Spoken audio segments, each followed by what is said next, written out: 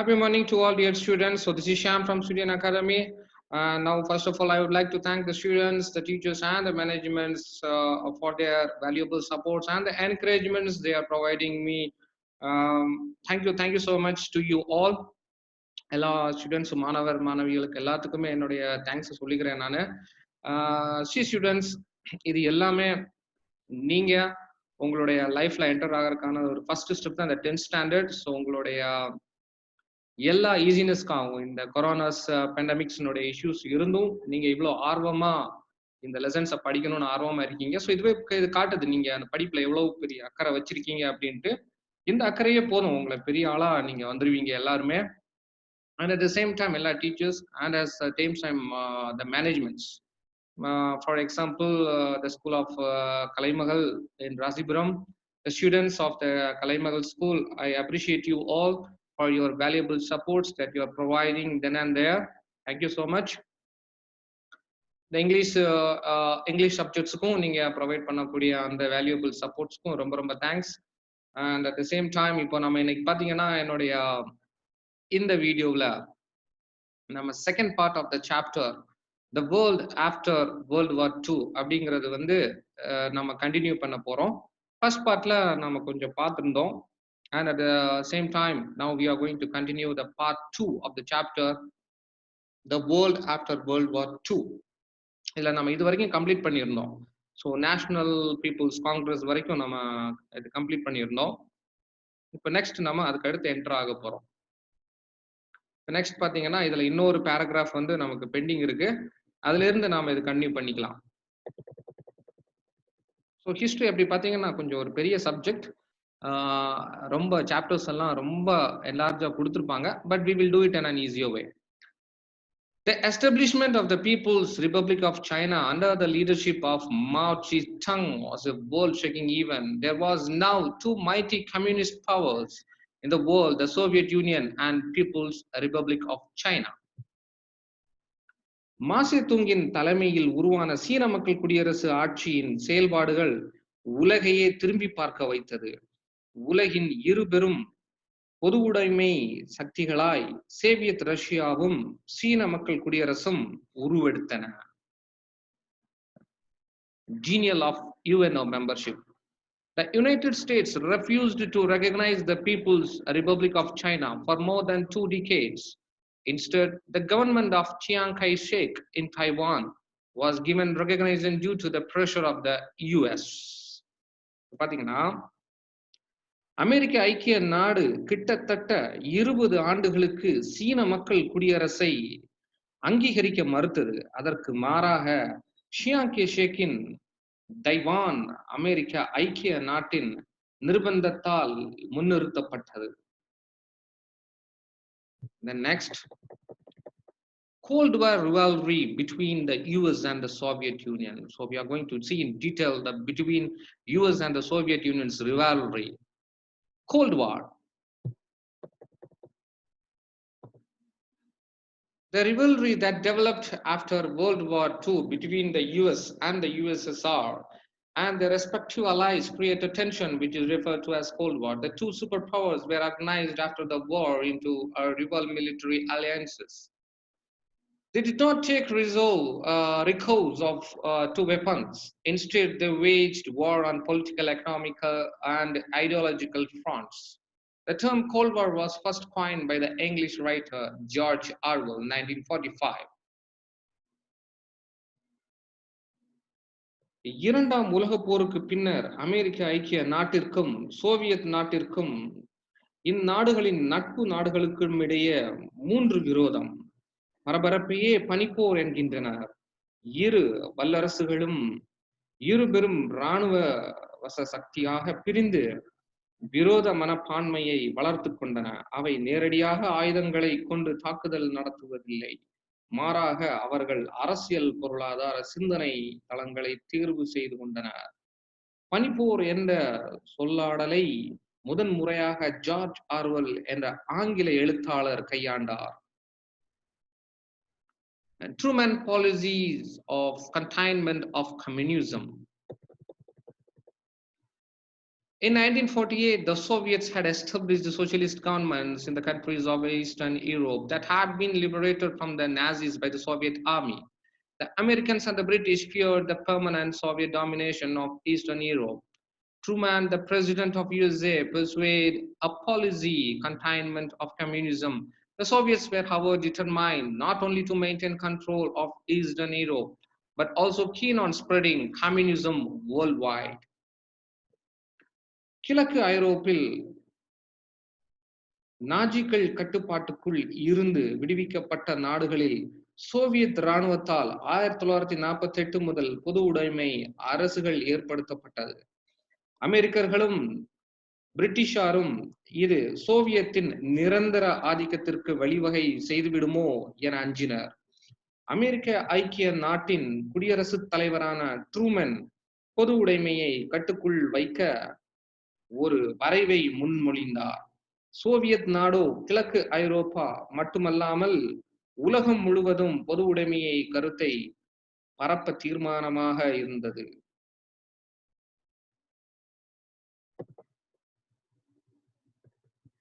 And the next, the Marshall Plan. Let us see what's happening in this Marshall Plan. The US conceived the Marshall Plan to bring the countries in Western Europe under its influence. The plan sought to help the countries of Europe with American dollars to facilitate their earlier recovery from the destruction caused by the Second World War. மேற்கு ஐரோப்பிய நாடுகளை தன் செல்வாக்குக்குள் வைத்துக்கொள்ள அமெரிக்க ஐக்கிய நாடு marshal திட்டத்தை உருவாக்கியது. இத்திட்டம் மீண்டும் வருவதற்கு அமெரிக்க டாலர்களை பயன்படுத்திக் கொள்ள வழிவகை செய்தது.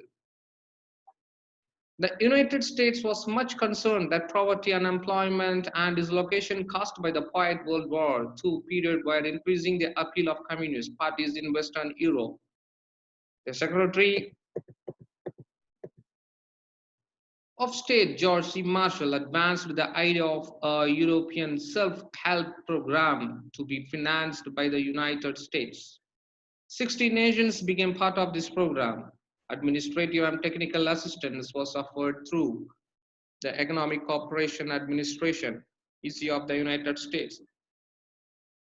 European nations received nearly $13 billion in aid with shipments of food, staples, fuel, and machinery, and later investment in industrial capacity in Europe. Marshall Plan funding ended in 1951. இரண்டாம் உலகப் போருக்கு பிறகு ஏற்பட்ட வறுமை, வேலையில்லா திண்டாட்டம், இடம்பெயர்வு போன்ற பிரச்சனைகளே மேற்கு ஐரோப்பியாவிற்கு பொது உடைமையாக கருத்து வளர காரணமாய் அமையும் என்று அமெரிக்க ஐக்கிய நாடு கருதியது. அமெரிக்க ஐக்கிய நாட்டின் செயலர் ஜார்ஜ் சி. மார்ஷல் ஐரோப்பாவின் சுய முன்னேற்ற முயற்சிக்கு தம் நாடு பண உதவி செய்யும் என்று அறிவித்தார். 16 நாடுகள் இத்திட்டத்தின் மூலம் பயனடைந்தன. நிர்வாக மற்றும் தொழில்நுட்ப உதவிகளும் அமெரிக்க ஐக்கிய பொருளாதார ஒத்துழைப்பு நிர்வாகத்தின் கீழ் வழங்கப்பட்டன. ஐரோப்பிய நாடுகள் $13 பில்லியன் என்ற அளவிற்கு உணவுப் பொருள்கள், எரிசக்தி மற்றும் எந்திரங்களை பெற்றுக் கொண்டதோடு இதுவே ஐரோப்பாவின் தொழில் முன்னேற்றத்திற்கான முதலீடாகவும் அமையப்பெற்றது. நிதியுதவி வழங்கும் மார்ஷலின் திட்டமானது 1951 முடிவுக்கு வந்தது.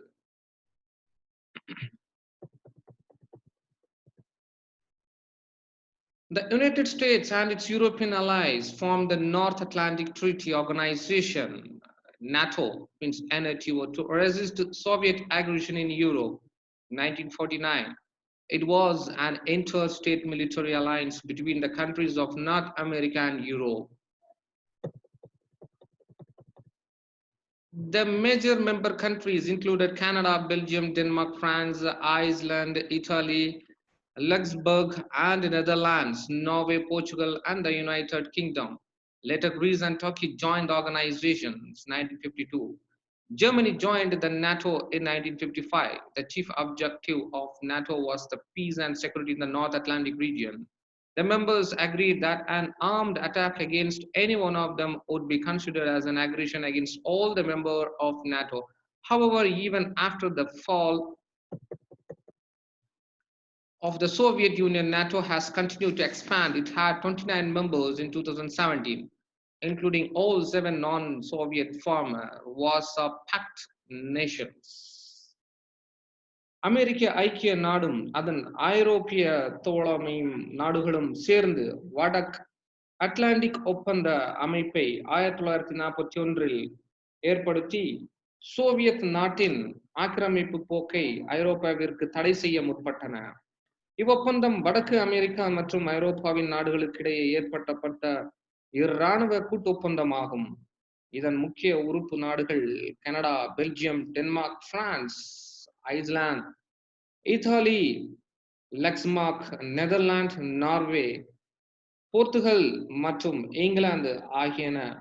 பின்னர் 1952 துருக்கியும் கிரீஸும் இவ்வொப்பந்தத்தில் இணைந்து கொண்டன. ஜெர்மனி 1955 இவ்வொப்பந்தத்தில் இணைந்தது. நேட்டோ ஒப்பந்தத்தின் முக்கிய அம்சமானது வடக்கு அட்லாண்டிக் பகுதியில் அமைதியையும் பாதுகாப்பையும் உறுதி செய்வதாகும். இவ்வொப்பந்தத்தின் உறுப்பினர்கள் ஏதாவது ஒரு உறுப்பு நாடு தாக்கப்பட்டால் அது தங்களையே தாக்கியது போன்று கருதப்பட வேண்டும் என்பதில் உறுதியாக இருந்தனர். இருந்தபோதும் இவ்வொப்பந்தம் சோவியத்தின் வீழ்ச்சிக்கு பின்னும் கலைக்கப்படாமல் முன்னாளைய வார்சா ஒப்பந்தம் உறுப்பினர் நாடுகளில் 7ஐயும் உள்ளடக்கி 2017 29 உறுப்பினர்கள் கொண்ட அமைப்பாய் விரிவடைந்திருக்கிறது. Seattle or Manila Pact. The Southeast Asia Treaty Organization was organized for the collective security of countries in Southeast Asia, following the signing of the Manila Pact 1954 by the US, France, England, New Zealand, Australia, the Philippines, Thailand, and Pakistan. Member countries of Seattle were committed to prevent communism from gaining ground in the region. Unlike the NATO alliance, Seattle had no joint commands with standing forces. தென்கிழக்கு ஆசிய ஒப்பந்த அமைவு என்பது தென்கிழக்கு ஆசிய நாடுகளின் கூட்டு பாதுகாப்பை முன்னிறுத்தியதாகும். மணிலா ஒப்பந்தம் அமெரிக்க ஐக்கிய நாடு, France, England, New Zealand, Australia, Philippines, Thailand மற்றும் பாகிஸ்தான் போன்ற நாடுகளால் கையெழுத்திடப்பட்டது. இவ்வொப்பந்தத்தின் உறுப்பு நாடுகள் இப்பகுதியில் பொது உடைமையை சிந்தனை பரவுவதை அக்கொள்கை செயல்வாக்கும் பெறுவதை தடுப்பதற்காக ஏற்படுத்தப்பட்டது. ஆனால் நேட்டோ கூட்டமைப்பில் இருந்த போன்று நிரந்தர படைகளையோ ஒருங்கிணைந்த கட்டுப்பாட்டையோ சீட்டோ கண்டிருக்கவில்லை. Warsaw Pact. As a counter to the NATO, Soviet Union organized the Soviet bloc countries for a united military action under the Warsaw Pact. In December 1954, a conference of 8 European nations, namely Albania, Bulgaria, Hungary, Czechoslovakia, East Germany, Poland, Romania, and Russia took place in Moscow. They concluded that the treaty on May 14, 1955. This is known as the Warsaw Pact, a joint command of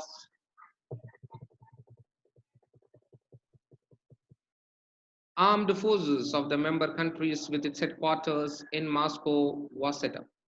The Warsaw Pact was dissolved in 1991 following the breakup of USSR. நாட்டோவிற்கு எதிராக Soviet நாடு தன் ஆதரவு நாடுகளை கொண்டு உருவாக்கியதே Warsaw ஒப்பந்தமாகும். ஐரோப்பாவை சேர்ந்த 8 முக்கிய நாடுகளான Albania, Bulgaria, Hungary,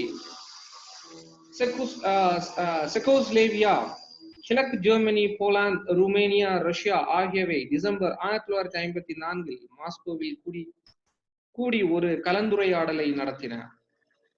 இவை மீண்டும் மே 14, 1955 கூடி ஓர் ஒப்பந்தத்தை ஏற்படுத்தின. இதுவே வார்சா உடன்படிக்கை என்று அழைக்கப்படுகிறது. இந்நாடுகள் மாஸ்கோவை தலைமையிடமாக கொண்டு ஒரு கூட்டு இராணுவ முகமையை நிறுவின. 1991 வார்சா ஒப்பந்தத்தை சோவியத்தின் பிளவு முடிவுக்கு கொண்டு வந்தது.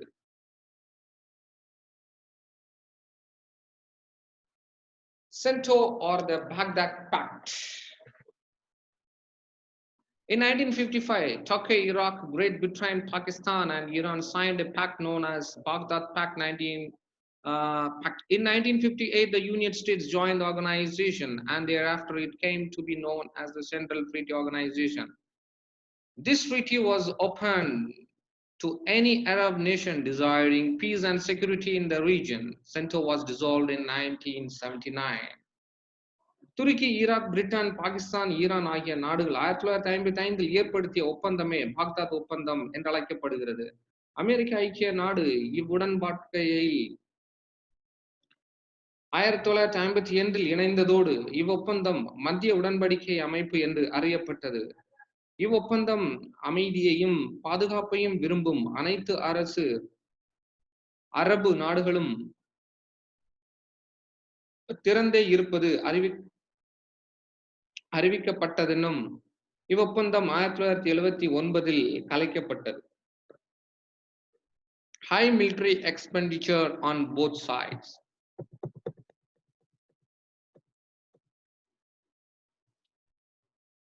As a result of the military alliances, military expenditure on both sides kept increasing even in peacetime. America had used the nuclear bomb against Japan to convey its destructive capability to the Soviet Union. In response to the Soviet Union tested the nuclear bomb in 1949, there was intense competition to develop more and more destructive nuclear weapons.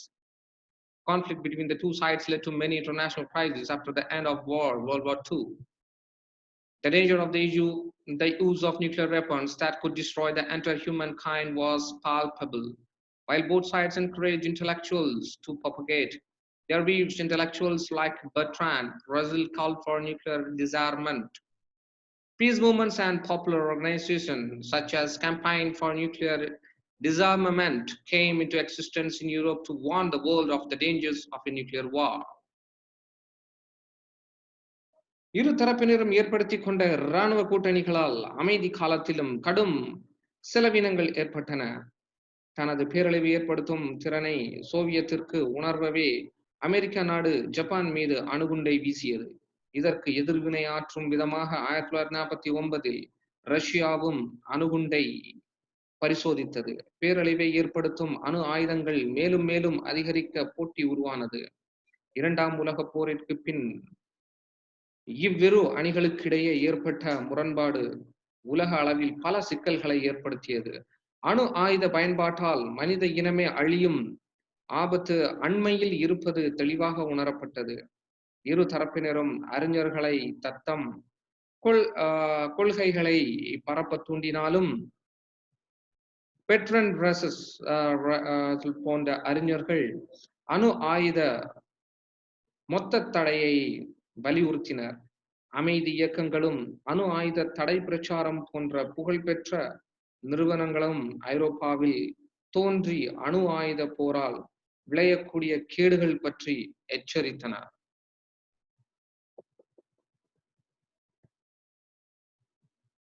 The Korean War made the Cold War really hot. Since Korea was patronized as North and South, each side sought to win legitimacy by unifying the country. The president of North Korea, Kim Il-sung,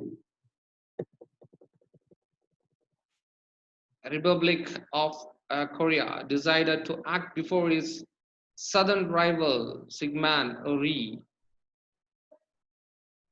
got the chance. He launched an attack in June 1950 with the tacit support of Stalin. Both Kim and Stalin did not expect the US to intervene. The war lasted for 3 years. The human cost was enormous, but the Korean people gained nothing. The final demarcation line was the same as at the beginning. This vital Korean warms up the Cold War. கொரிய போர் பனிப்போரை மேலும் சூடுபிடிக்க வைத்தது. கொரிய நாடு வடக்கு தெற்கு என இரு பிரிவுகளாக 1945 பிரிக்கப்பட்ட பின் உருவான இரு நாடுகளும் மறு ஒருங்கிணைப்பை வலியுறுத்தினாலும் அவ்வாறு ஒருங்கிணைந்த பின் உருவாக்கக்கூடிய நாட்டிற்கு தாமே சட்டப்பூர்வமாக ஆளும் உரிமை பெற்றவர் என்று வாதிட்டனர். வடகொரிய அதிபரான இரண்டாம் கிம் தென்பகுதி எதிரியாக கருதிய சிங்மன் ரீக்கு ஒரு வாய்ப்புடைக்கும் முன்பே செயல்பட முடிவெடுத்தார். ஸ்டாலினின் பின்புலத்தில் ஜூன் 1950 அவர் படையெடுப்பை துவங்கினார். கிம்மும் ஸ்டாலினும் இப்பிரச்சனையில் அமெரிக்க நாடு தலையிடும் என்று எதிர்பார்க்கவில்லை. இப்போர் 3 ஆண்டுகள் வரை நீடித்தது. இப்போரால் ஏற்பட்ட மனித உயிரிழப்பு எண்ணிக்கையில் அளவிட முடியாததாயிருந்தது. இதனால் கொரிய மக்களுக்கு எந்த லாபமும் ஏற்படவில்லை. எல்லைகள் போருக்கு முன்பாக இருந்த அதே நிலையில் இருந்தது. பனிப்போரின் போக்கை சுருக்கமாக கூறும் விதமாக கொரிய போர் அமைந்தது. Third world countries. The capitalist countries led by the US were politically designated as the First World War, while the communist states led by the Soviet Union came to be known as the Second World. States outside these two were called Third World. When the term was originally introduced, the Third World principally consisted of the developing world, the former colonies of Africa, Asia, and Latin America. With the breakup of the Soviet Union in 1991 and the process of globalization and economic competitiveness, the term has lost its relevance. அமெரிக்க ஐக்கிய நாட்டின் தலைமையில் கூடிய முதலாளித்துவ நாடுகள் உலக அரசியலில் முதலாம் உலக நாடுகள் என்று சோவியத் நாட்டின் தலைமையில் கூடிய பொதுவுடைமை நாடுகள் இரண்டாம் உலக நாடுகள் என்று வழங்கப்பட்டன. இவ்விரு பிரிவிலும் சேராமல் வெளியிலிருந்த நாடுகளை மூன்றாம் உலக நாடுகள் என்று கூறினர். இச்சொல்லால் வழக்கத்திற்கு வரும்போது வளர்ச்சி பாதையிலிருந்து ஆப்பிரிக்கா, ஆசியா, லத்தீன் அமெரிக்க முன்னாள் காலனி ஆதிக்கத்திற்குட்பட்ட நாடுகளையே அது குறித்தது. சோவியத் ஐக்கியத்தின் வீழ்ச்சிக்கு பின்னர் உலகமயமாக்கல், பொருளாதார போட்டி போன்ற புதிய சூழலால் அச்சொல்லாடல் அதன் முக்கியத்துவத்தை இழந்தது. Non-aligned movement. The non-alignment movement emerged in the wake of decolonization that followed World War II at the Bandung Conference. The newly independent countries of Asia and Africa gave a call for abstaining from allying with any of the two superpowers. It also pledged to fight all forms of colonialism and imperialism.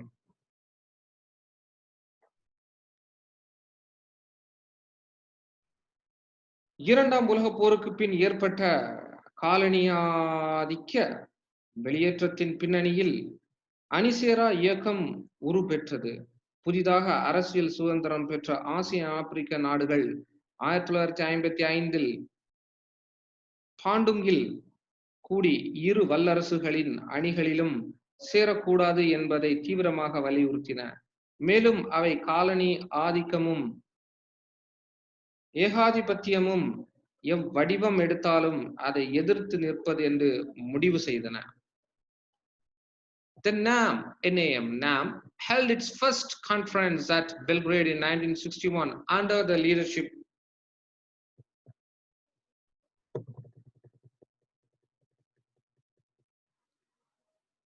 Tito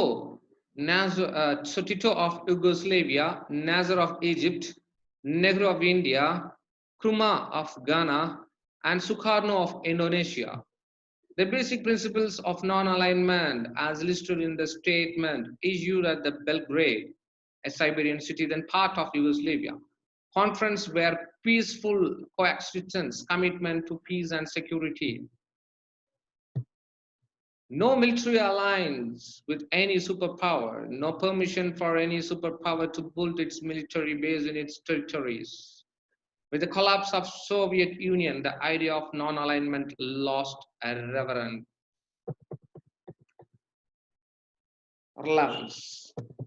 Okay. அணிசேரா இயக்கம் 1961 So Tito Yugoslavia நாட்டை சார்ந்தவர், நாசர் எகிப்து நாட்டை சார்ந்தவர், Nehru India நாட்டை சார்ந்தவர், நுக்ருமா கானா தேசத்தை சார்ந்தவர், Sukarno Indonesia நாட்டை சார்ந்தவர் ஆகிய தலைவர்களை முன்னிறுத்தி பெல்கிரேட்டில் ஒரு மாநாட்டை கூட்டியது. பெல்கிரேட் மாநாட்டில் வெளியிடப்பட்ட அறிக்கை அதன் அடிப்படை கொள்கைகளாக கூறுவதாவது: அமைதியோடு இணைந்திருத்தல், அமைதியையும் பாதுகாப்பையும் முன்னிறுத்த பாடுபடல், எந்த அணியோடும் இராணுவ கூட்டுறவு கொள்ளாமல் இருத்தல், எந்த வல்லரசுக்கும் தத்தம் நாட்டிற்கும் இராணுவ நிலைகள் ஏற்படுத்தி அனுமதி வழங்காமல் இருத்தல் போன்றவையே ஆகும். சோவியத்தின் வீழ்ச்சிக்கு பிறகு அணிசேரா இயக்கத்தின் தேவை மங்கியது.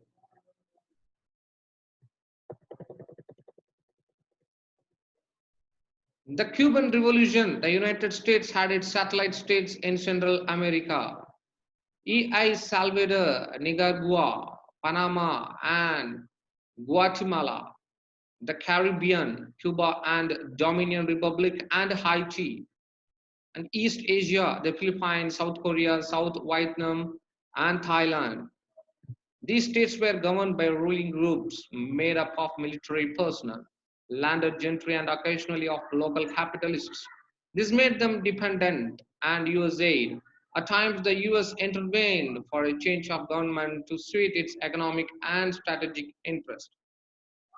Its Central Intelligence Agency was used for the purpose. For example, in 1954, the CIA organized the overthrow of a reformist government in Guatemala. 5 years later, the US tried to prop up the corrupt and dictatorial Cuban regime of Batista against the seizure of government by Fidel Castro and his colleague Che Guevara.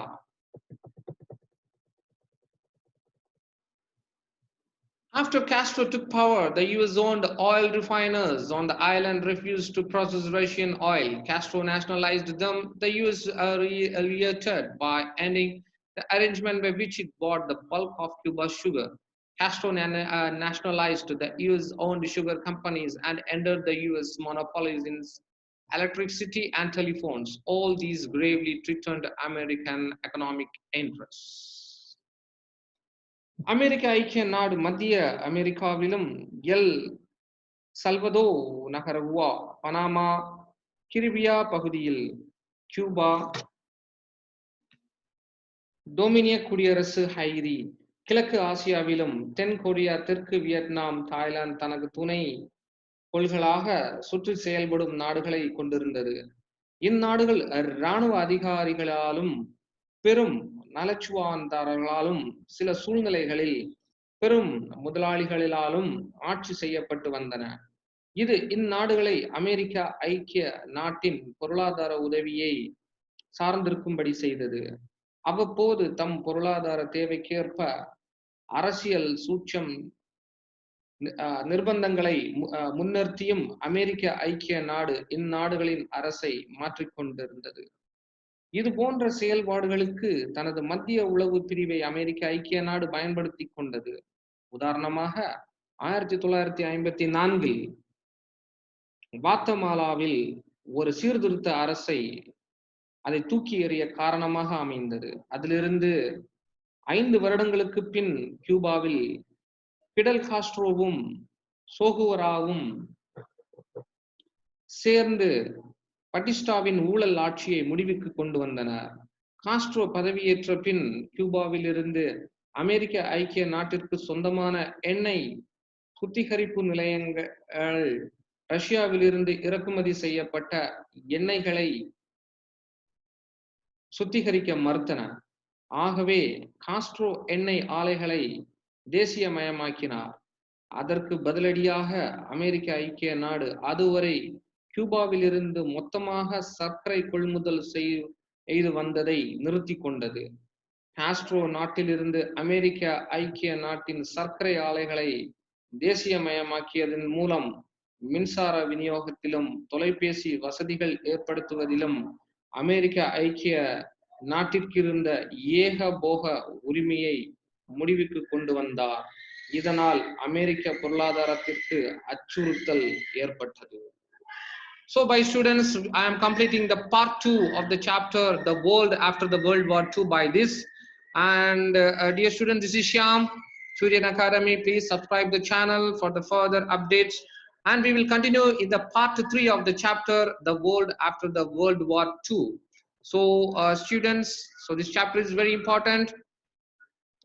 And also we will discuss the important questions from these chapters also. So stay tuned, and let's see in the part 3 of this chapter, the world after World War II, samacheer 10 standard unit 4. Thank you and have a good day.